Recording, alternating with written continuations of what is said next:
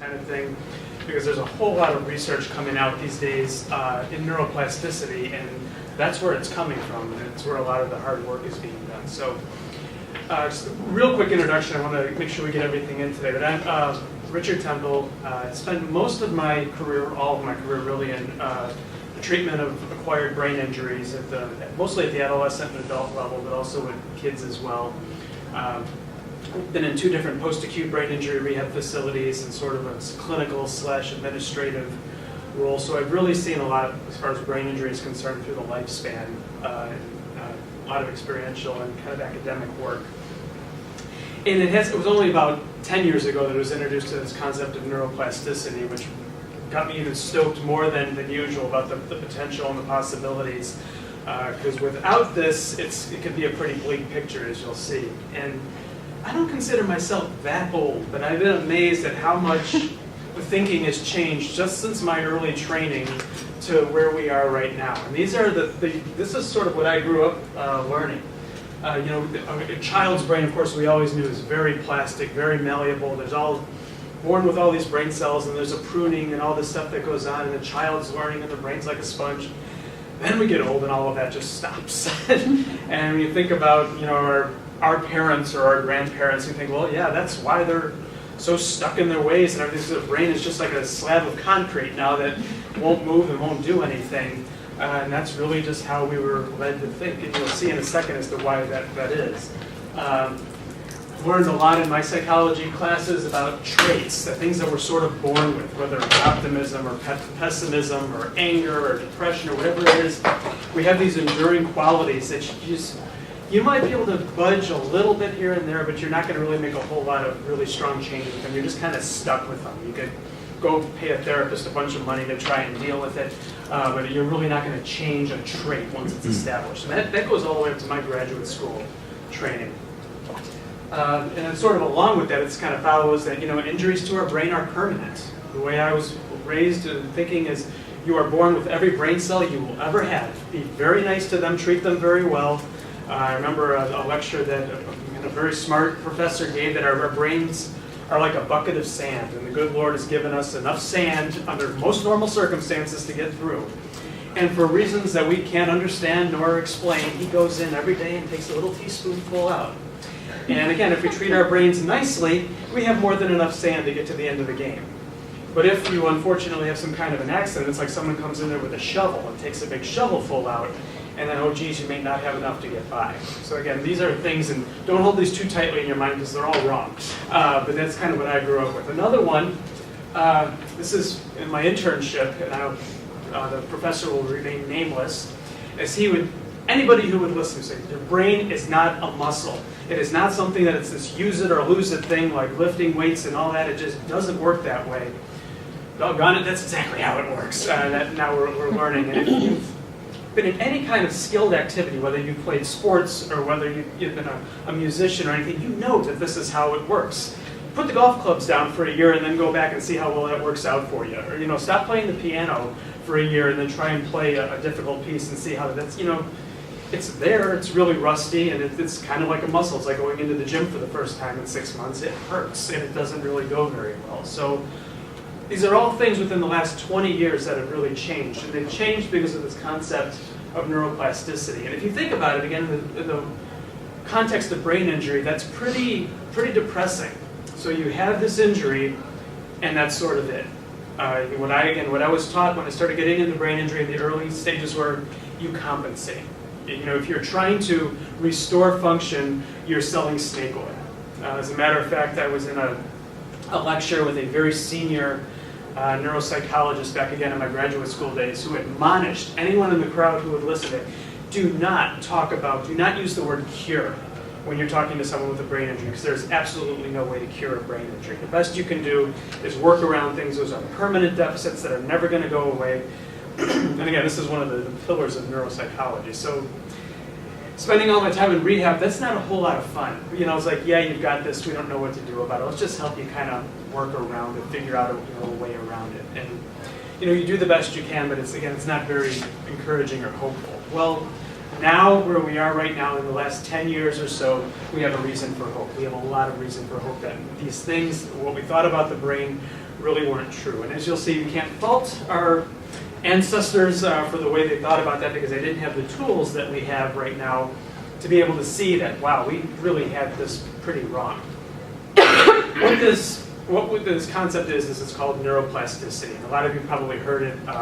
It's very much commercialized now, and I'll talk about that in a little bit, that it's, whenever there's anything that's this exciting, there's of course people who are just going to try and sell it at all costs. So a lot of that comes up with brain games and things like that.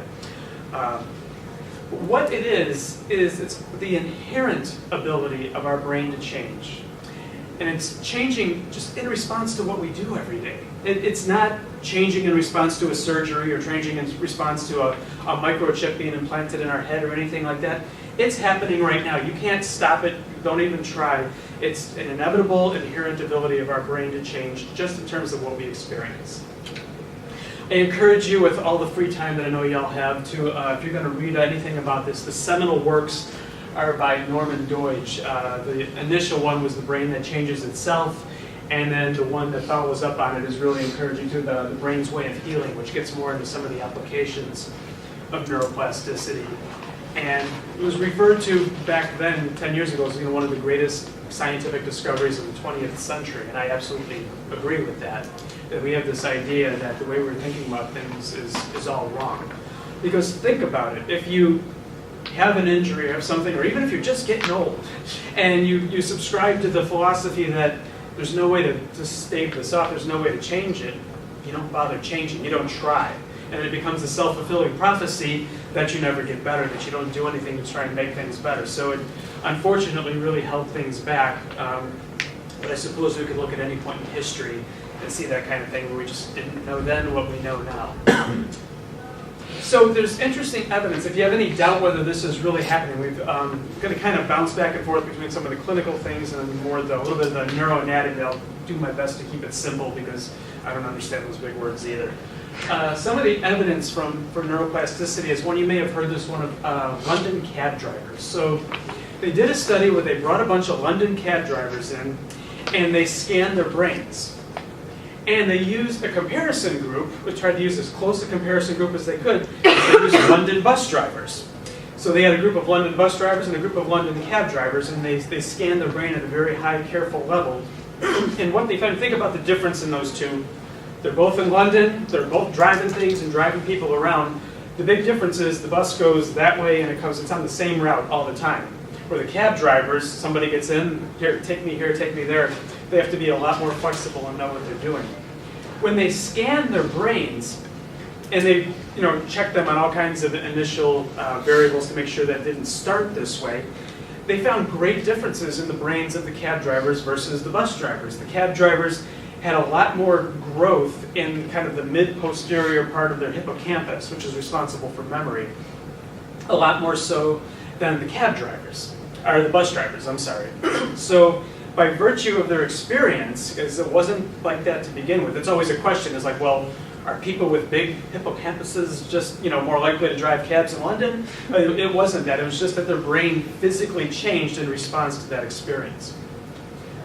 Another one is, this one's more recent, is echolocation training. So we know that with folks who have lost their vision or have never had their vision, the brain areas take over, the area that's responsible for vision takes over other functions. It is more responsible for either smell or hearing or other things. Well, they actually found that they could train in another way that someone who's blind is able to navigate through, is they can actually pick up changes in air pressure as they're walking past walls and other things, that they're able to avoid stuff that they can't see because it's almost like they're like a bat, like using some kind of echolocation.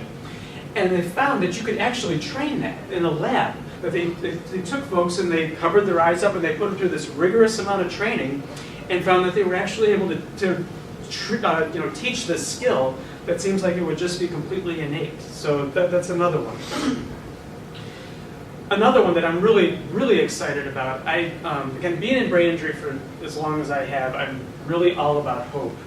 But I'm also very much against false hope, just like I think Dr. Cook or somebody may have said earlier today, is that I don't want to sell somebody a bill of goods and lead them down a path because you only have so much time, you only have so much resources. But this thing with meditation has been studied by some of the greatest hard science minds. Richard J. Davidson is a name. He's kind of been the most, you may have heard his name, but he's met with the Dalai Lama several times and has gone to India to study Buddhist monks who have tens of thousands of hours of meditation and scanning their brains. And they find how different their brains are from other people. And also that they find that there's what we call a dose-response relationship, and that the more hours of meditation that these folks have, the more you see the changes. So they've actually been able to change their brain in amazing ways as a result of these hours and hours of practice of meditation. So we're going to find, when we bother to take the time to do the research, a lot of these things that were sort of frou-frou, fringe kinds of practices that are really have incredible amounts of utility. I'll come back and revisit that a little bit later as well. So like I said, it's a naturally occurring process, which is awesome. You don't have to get a surgery, you don't have to take a pill, you don't have to do anything. It's happening.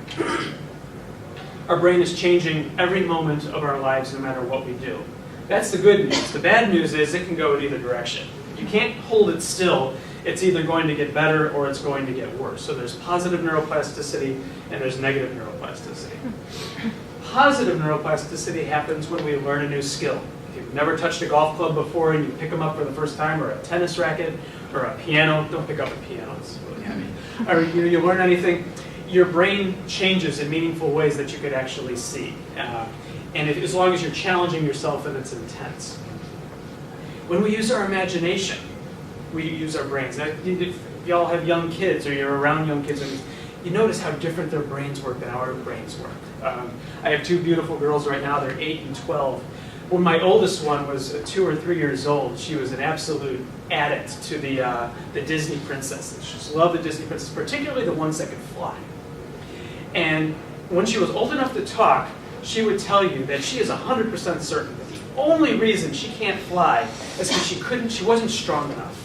And just as soon as she got strong enough, she'd be able to flap her arms and fly around the neighborhood and cast spells and do all these things. As she got older, reality kind of beat her about it a little bit. And now she needs some technological assistance maybe to be able to fly. But regardless of the reality of it, just think about how differently her brain works from ours. And kind of like, nope, that's not possible, forget that, can't do that. We just sort of eliminate all of these things. Whereas when you're a young child with imagination, there's problems, there's even math problems, logic problems that a kindergartner can solve that an adult can't, or that at least do a lot more quickly just because of the way they think. So imagination enriches our brain. And again, whenever we do anything new, anything that we haven't done before, it can be as simple as coloring in a coloring book with your non-dominant hand, something you may have never done, or going to that ethnic restaurant that you've never been to because you're always going to the same 3 places like we do. It's like anytime you do anything that changes what you do, you develop new connections in your brain. So those are the things, obviously, I recommend. And then perhaps the most important one that we'll see as a theme in this talk is intensity and repetition. The more you do things, and as you'll see, the more you do them correctly, or do them at least the same way, the more you achieve positive neuroplasticity. So we'll see with the monks, it's not 15 minutes of a meditation that changes them, it's 15,000 hours that change them. Same is true with pianists and golfers and tennis players and all of those things, that when it's intense and repetitious, that's what causes meaningful change, and that's when you can actually see structural changes and functional changes occurring in our brain. Brain cells are amazing workhorses. They love to work. If you completely break off a brain cell so that it can't talk with other brain cells and it can't work, it will die. The first thing it will try and do is hook up with any other brain cell that it can't do any other thing because it wants to work, but if it doesn't, it dies. So when we don't do a skill, that could happen. We lose those connections. When we constrain our thoughts and experiences, we think that, Grandpa goes to he has the same routine, he wakes up at the same time, he eats at the same restaurant, just because that's the way it is. Where Norman Deutsch would say, no, you've got it backwards. Grandpa, it's not that he's doing that because his brain is, a brick. His brain is a brick because he's fallen into a rut and isn't doing anything new. So it's kind of the opposite. The behaviors cause the change in the brain. It's not the change in the brain that's causing the behavior. So you may know octogenarians or even older who are still, living life like they're 20, going out and doing different things, and that's because no one gave them the memo that, hey, when you get old, you got to fall into a rut and do things the same way all the time. So it's not inevitable, and they're looking at that now as a possible way to treat or stave off Alzheimer's disease. Keep your brain rich, keep it flowing, keep the connections, and you'll have a lot more kind of there to deal with if there's a disease process that comes online. Then some other examples of negative neuroplasticity that we see clinically. One of them is something that we refer to as learned disuse, and that we see primarily in the stroke literature. My work at UAB, I had some contact with Dr. Ed Taub, who's kind of the pioneer in this. And what learned disuse is somebody has a stroke, for example, or it could be a traumatic brain injury that affects one side of your body. So you have one side of your body that's not working well at all, and then you have the other side of your body that's working fine. So what happens? So it's happened, it's kind of there, the damage is there, and then you go to live your life. So I want to drink a Coke or I want to eat a sandwich. Well, I could do it with this hand that's not working very well, and it's going to hurt, and it's going to be hard. I've got a 50% chance of dropping the Coke or dropping the sandwich, or I could just use this hand and be completely fine. So you do that over and over and over again, and the connections that were responsible for this side of your body working just say, okay, you're not using me, I'm going elsewhere, dying off. So you create more damage in a functional sense by not using that side of your body. Well, the treatment that they came up with was like, okay, we know how to fix this. They basically said, we're going to take your good arm and we're going to tie it up. And they literally, with permission and consent and all that legal stuff, that's what they do. They'll either put it in a sling or they'll put a big old mitt on the person's hand so you can't physically hold a Coke or a sandwich. And it's like, all right, you want to eat? You're going to use this arm. And the initial treatment was to do that for 8 hours a day. So you're spending 8 hours a day, moving pennies from one jar to another and eating and doing all those other things. It's kind of how I learned to use chopsticks. As a very hungry person, if I don't miss many meals, it's like, I'm going to learn how to use these things today. Take the fork away, take the spoon away. If I want to eat today, I'm going to use these two little toothpicks and figure out a way to do it. It's amazingly motivating. So it's a very interesting literature. Work started in the animal literature and then to adults, but that's a classic example of avoidable negative neuroplasticity. Pain is another one that we're finding, and this is also kind of found out a lot through kind of the meditation sort of thing, is that what tends to happen is you think, again, the pain is inevitable. I mean, it hurts, there's some damage in your body, there's really not a whole lot you can do about that, right? Well, on the positive side of the negative neuroplasticity, through meditation, you could actually uncouple the physical sensations of pain with the emotional sensations, because you need the emotional sensations to have that sense of, gosh, this is awful, I hate this pain. But if you could look at it, if you could uncouple the emotions from the physical sensations, it's just a physical sensation, like an itch or a breeze going by your head or anything like that.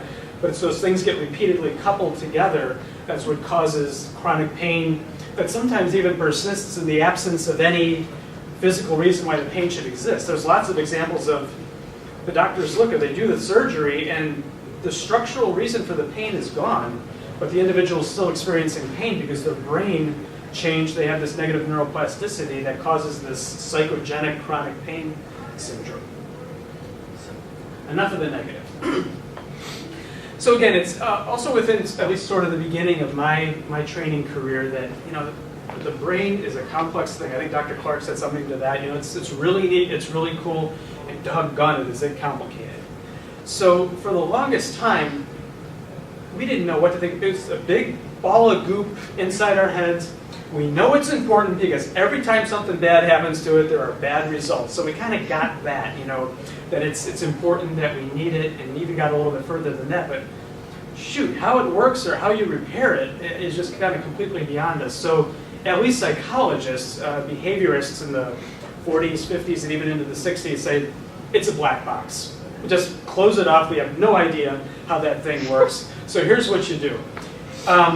Put stuff into the black box. At least we know how to get stuff in, and see what flies out the other end. If good stuff comes out the other end, awesome, we're on to something. Keep putting that in, whatever it is. If bad stuff comes out the other end or nothing comes out the other end, do something different. But you know what, as far as trying to figure out how that works, we really have no idea. So again, it was pretty much a black box. That's how rehabilitation worked. Here's where we are now. This is inside the black box. Now we can see inside the black box. And it's through these functional neuroimaging where we have structural neuroimaging, which shows what the brain looks like at a very high level of detail that we never had before. And now we have functional images that could actually show the brain working as it's working. It's absolutely amazing. And we can do these tests over and over again to see how things change over time. This right here, I think it was Dr. Clark was talking about white matter, kind of white matter integrity. White matter are the wires that connect one brain area to another. And this psychedelic-looking mohawk thing is actually someone's white matter sort of lifted out of their brains. It's the connectivity. And if this was an actual scan of somebody doing something, the different colors represent the relative activity of those different areas of the brain. And then these can be either PET images or functional MRI images that sort of show the different levels of activation. So we could actually put a person inside a scanner and watch their brain acting. And then we could do something with them. We could do some kind of a treatment and put them back in the scanner and see kind of, if anything has changed. It's a little tricky, but you can actually have someone in the scanner. You have to hold completely still. I actually was a guinea pig for one of these experiments where you're in an MRI machine and they're giving you instructions and doing all these things. And you could actually think, and they could give you tasks to do, and they can see how your brain responds to those different tasks. Quite unlike the London cab drivers, my sense of direction is abhorrent. I've been to Lubbock. I counted 22 times already. I still need GPS to get there. 22 times. That's how bad my sense of direction is. So I was pretty sure when they scanned my brain, my right hemisphere would look like a raisin. Much to my surprise, it's normal. I don't know what it's doing up there, because it's obviously not helping with my sense of direction, but it looks normal enough. But it's quite interesting. So this is how we've been able to see that a brain can change, and you can change moment by moment in terms of what we're doing, and that it's much different than we thought before, where it stops kind of changing and growing after adulthood. So more reason for hope. So inside that black box, we know that when I started doing this talk just 5 years ago, this number was 60 billion. Now we realize it's closer to 100 billion. 100 billion brain cells that are involved in information processing. If you have a hard time wrapping your mind around that number, so do I. If you have a grain of salt, you can imagine a grain of salt on your fingertip. There are 20,000 brain cells in a grain of salt, in a piece of brain the size of a grain of salt. 20,000 brain cells. Each of 30 to 60. I'm sorry, how was I underestimated? Each of those 30 to 60,000 brain cells per grain of salt can interact with 20,000 other brain cells. So the relative connectivity potential of your brain is 100 billion times 20,000. I've never bothered to do that math because I'm just not going to. But that's a lot. I mean, you think about it, that is like the world's coolest Lego block set, or or erector set or anything. We have such immense connectivity available to us, such potential for growth and change that we never believed that we had anymore. And again, I've been doing this for a long time. I've seen thousands upon thousands of individuals with brain injuries. And I can tell you, even at the worst brain injury that I've ever seen, all of those folks had at least half of their brain, at least half, and probably quite a bit more than 50% of their original amount of brain cells. So even if you cut that number in half, the amount of connectivity that's available is still immense. So that's why we have reason for hope with neuroplasticity, because of that raw material that we have to work on. So what are we trying to achieve when we're doing this? And again, we still really have a lot to learn. We're trying to get, number one, new brain areas to respond to activity. If you have an area that's damaged, there's certainly other areas that could kind of move in and help out and get reconnected to be able to take over that skill, take over that function. And that really is a cure. That's not a compensation. If you have another brain area coming in and doing the same thing, that's actual functional return. So we can do that. Increasing the integrity between our white, increasing the connections. And what I always think of in terms of how this can go wrong, have you ever had that experience where a song comes on the radio and your spouse or something says, "Who sings this song?" You're like, "Oh, it's not Billy Joel." And what keeps coming back into your mind? Billy Joel, Billy Joel, Billy. Your mind goes into the rut and looks for it, and it ends at Billy Joel.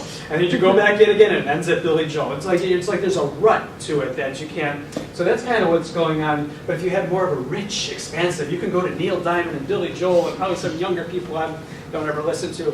So the more expansive, the more flexibility you have in your thinking. Which again, when you think about folks with brain injuries, you think about elderly individuals. What do we think about? It's a lack of flexibility, right? So the more rich your brain is with connections, the more flexible it is. So what we're trying to get is a more efficient brain that's more interconnected and transmits messages more efficiently. So a child does have more overall brain cells. We do lose them, as we go on. So a child's brain is more plastic and more, so that's a good thing. It's still developing, which is a good thing. The challenge is that a child's brain, there's certain things that haven't quite come on board yet that are going to come on board. If you have a teenager, particularly a teenage boy, you will stand up and say hallelujah, amen to this. It's like some of the problem-solving, lack of impulsivity, thinking things out before you jump in kind of stuff that, Bill Cosby always used to have the joke that, kids are brain damaged, all of them. Well, in a sense, he's kind of right. Kind of functionally, of course, we're learning Bill Cosby was too, but that's a different lecture for a different time. But yes, a child, an 8 or 9 or 10 or even 15-year-old child doesn't have their full complement, particularly in their frontal lobes, of their abilities on board. So what tends to happen is sometimes problems crop up later that we never saw because you didn't expect them. You didn't expect that ability in an 8 or 9-year-old child. When that 8 or 9-year-old child becomes 20, it's like, why can't they do this? So it's because that area was damaged, that function was damaged, but we, developmentally we weren't expecting it yet anyway. So kind of being able to, it's, obviously, as you all know, if you're dealing with this, kind of working with a child with brain injury as they go into adulthood, it's going to be a long-term process of kind of assessing and addressing issues as they come up, because they're going to come up as they move through their developmental stages. And then there's the other problem, you could kind of yell at an adult, in brain injury, say, hey, you really need to do this, and here's why you need to do it. If you want to get better, if you want to go blah, blah, blah, so I don't care if you don't like it, go and do it. You probably had this discussion with homework with your kids. It's a little harder of a sell for an 8-year-old to say, you need to do these ridiculously boring kinds of tasks and things repetitively over and over and over again, even if you don't see changes, so that until you get better. So there's kind of that challenge. So you may have to bribe them, which we'll talk about in a little bit. So the active ingredients, we know, sometimes I want to move through this, intensity and repetition. We know that the more you do things, the more you do them correctly, the more actual structural and functional change you create in a person's brain. Use the analogy of building bridges. I heard this story one time that in the long time ago, if you wanted to build a bridge across some kind of an expanse or ravine or something, the way they did it is they would have an archer at one end of the canyon. And the archer would shoot an arrow with a string across it, all the way across the canyon. And there'd be some unfortunate individual on the other side that would be charged with catching it. And they would tie that string off on the other side, and bingo, one piece of kite string, you got a bridge, right? Nope, not even close. So then they'd have to shoot another one, and another one, and another one, and another one, tying them together, and soon you'd have a cord, and then eventually you'd be able to make it stronger and stronger and stronger, that then you'd be able to walk across it and bring steel across it or whatever, and that's how they build bridges. That's how our mind works as well, is that we do things and you have to do them over and over and over again, and be comfortable with the fact that you're making changes up here even though you don't have a bridge strong enough to walk across quite yet. So that's kind of what we're faced with doing as far as neuroplasticity and recovering from some kind of a functional loss. So what you're charged at is kind of getting comfortable with very small, if not invisible, completely invisible changes as a result of, it's got to build up here before you see anything in the real world. Errorless learning is a way to do that. You think about that example again. If it were me, who has no ability at all with archery, I might get the first one across, and then the second one over there, and the third one over there, and the fourth one behind me. I'm really no further along in building a bridge than I was after the first one, yet after the 20th one. So it's not just a matter of repeating stuff, and again, if you've been in sports or music or anything, you understand this. It's not just practice, it's perfect practice. So doing it over and over and over again the correct way to get things as solid as possible. Variety and novelty, I kind of talked about this already. And a good way to do it, a good way to convey it, think about it yourself and to convey it to somebody else is, whenever you're uncomfortable, whenever you're doing something that's either a little bit hard, or a little bit different, or a little bit unfamiliar, you're uncomfortable. It's only when you're uncomfortable that you're actually growing.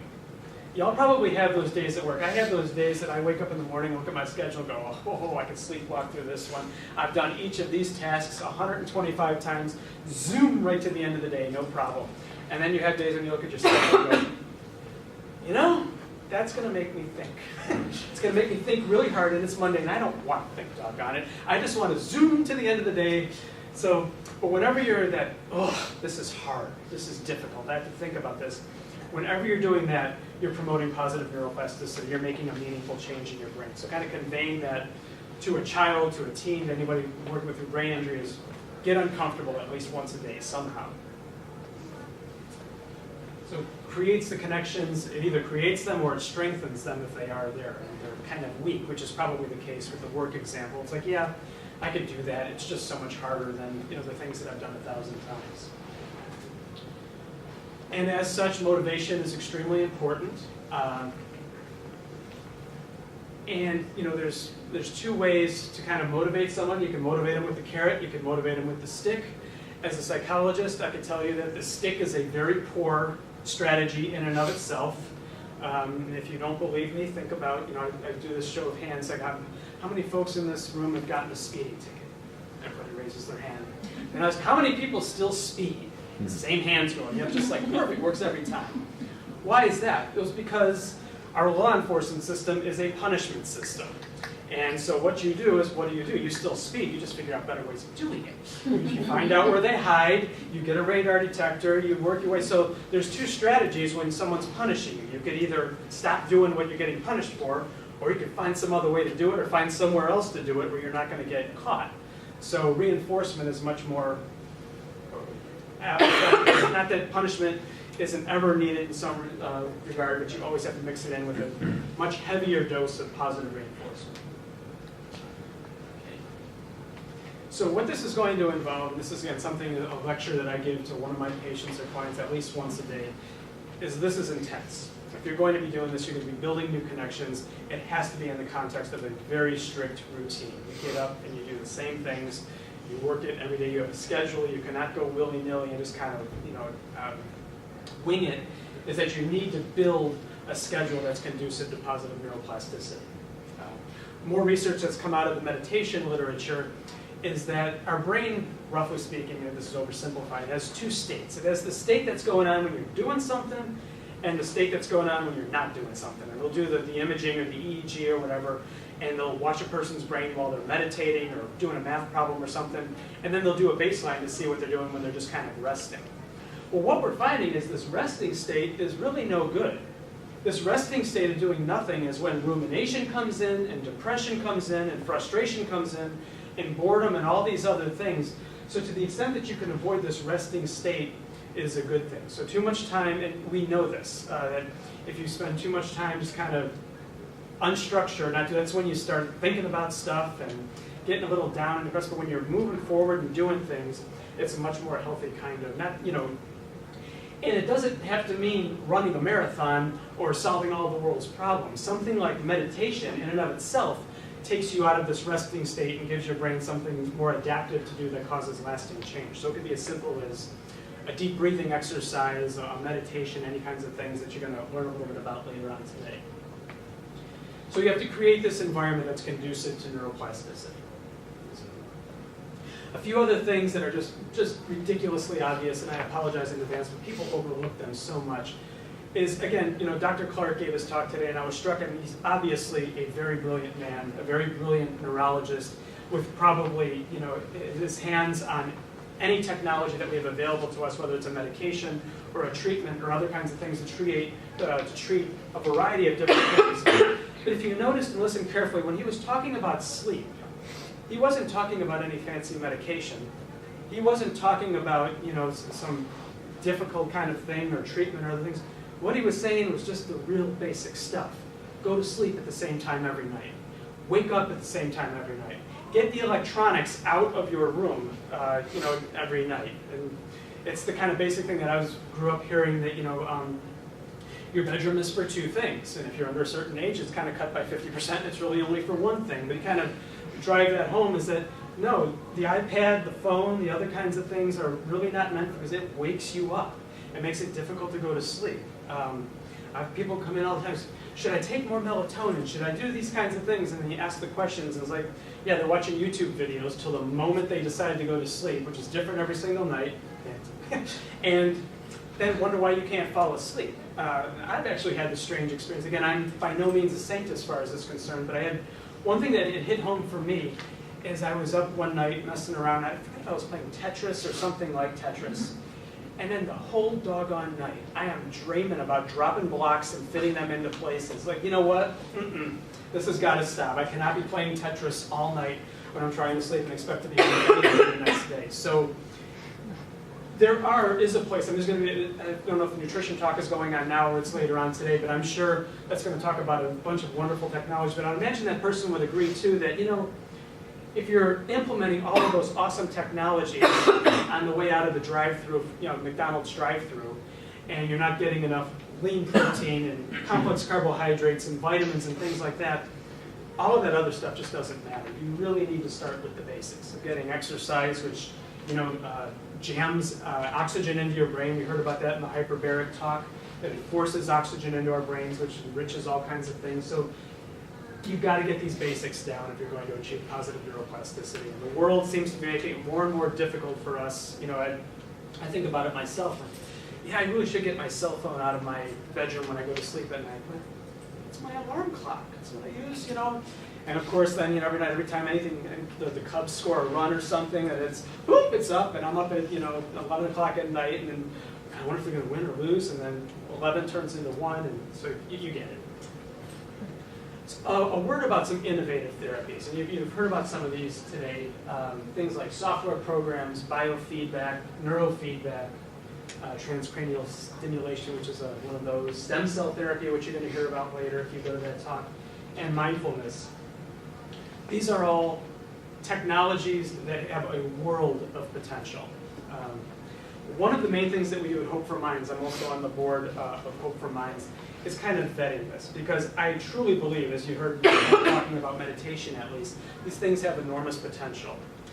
But there's a downside to this, that there's good uses for them, but then there's folks that just want to commercialize it. And I don't get angry very often or very much, but one way to really make me angry is to have somebody who's taking advantage of somebody who's just trying to do the best they can for their loved one. And nobody has infinite resources, financial, time-wise, anything else to kind of do things. And there's folks that will just kind of buy the stuff and go out. And it's one thing if you say, like, I'm really not sure how well this could work, let's give it a try. It's entirely another to say, well, yeah, we're going to do some neurofeedback from the 15 minutes I read about it online and went and bought the stuff, and I'm going to charge you $400 an hour to do it. It's going to take 10 hours at least to do it, and I'm not even sure if it works or anything. That makes me angry. So these things have enormous potential. One thing I get against is do your homework, or have somebody help you do your homework to vet it and make sure the person is properly trained. For things like biofeedback and neurofeedback, there truly are certifications that are top rate, that people have the training to be able to do these things appropriately. Even meditation and mindfulness, which you think is pretty sort of innocuous. It's like, well, so the worst is, you're kind of staring off into space like you would have been anyway if you weren't doing it. But even psychologists lately have kind of jumped on saying, hey, we need to look at this a little bit more carefully, because there's people just jumping on the bandwagon and trying to charge people for doing this meditation. They don't even really know how to do it. So you have to be careful that you're getting the very best that you can, and that you're not wasting resources on these things, because they're all tempting, but they only if used correctly. The internet is another one. It could be a great thing, it could be an evil thing. Any parent in here knows this. It could be a mind-numbing kind of waste of time. I was so proud of myself. I don't watch TV really at all. An occasional football game if it's really important. I watch probably less than an hour of TV a week. So I'm just so smart. We have one TV upstairs. There's nothing on the ground floor, so you actually have to go up there. It barely works anyway because it's 12 years old. And it's like this, my kids aren't going to be watching TV. Then the iPad came along, which is turned into a television. So now you have a television that you basically carry around with you everywhere you go, and that's what my kids do until I yell at them. So, it could be completely mind-numbing if you're just watching the same thing over and over again. But in the case of other things, to my older daughter's credit, she sometimes will watch YouTube and actually follow up on the instructional video she watches and go and do something with her hands and in mind to do something. So it could be a source of generation of knowledge and ideas, or it could be completely mind-numbing. And again, you have to be careful that you're using it for one or the other. Just because it has a screen and is technological doesn't mean it's going to help automatically. So the game plan. Number one is to fight this negative neuroplasticity. It's to really kind of stay away from the things that hurt us in terms of the connectivity of our brains. Develop that positive neuroplastic routine, the schedule, the routine, getting up at the same time, the little things that you automate. Our brains are a finite resource no matter whether they've been injured or not injured. We only have so much energy and attention allocation. You really don't need to be using that at 6 o'clock in the morning trying to match your pants to your shirt to your socks. There's certain things that you want to kind of get are looking for your keys or looking for your wallet. Those are things that if you can get those automatic, then you'll have more resources filled up or freed up for other kinds of activities. If you look on the internet at Steve Zuckerberg, look at some pictures of him. One thing you'll notice, he's always wearing the same thing. He's like Homer Simpson. He wears the same pants, not the same, but the same brand. Things like he looks the exact same way. And he said he does that on purpose because he doesn't want to wake up every morning going, what pair of pants should I wear today? And what socks should I match with them? And it's like, there's good research to show that when you spend your energy with those tiny little seemingly trivial decisions, they add up. And at the end of the day, when you're forced to make a difficult decision, you're out of gas and you can't do it. So little things like the order you do your morning routine and where you put your keys and where you park your car and things like that become automatic and second nature so that you have brain power freed up for the stuff that's important. So I tell everybody, if you want to really just mess my day up royally, all you have to do is move my toothbrush from the left side of the sink to the right side. It's that easy, and I'm done. Yes? Yeah, I'm kind of curious. What about, because you mentioned, the outfit thing, and I think that's a really good example. What about, if you plan it, at the end of the day, so it's, ready the next morning? Yes. Because that way you're, at the end of your...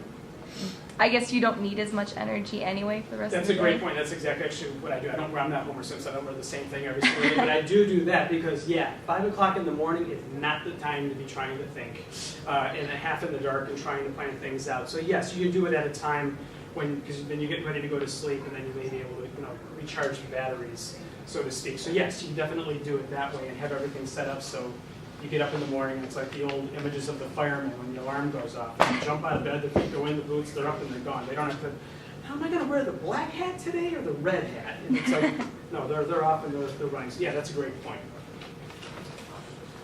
Build intensity, build novelty into your routine, good sleep, nutrition, and exercise, and provide motivation and hope. There's so much we still have to learn about this, but we understand now that if we do this, we're going to get to know more, and we're going to get further along in being able to even cure brain injuries or move them along a lot further than where they were. So, yeah. Thank you all. Thank you.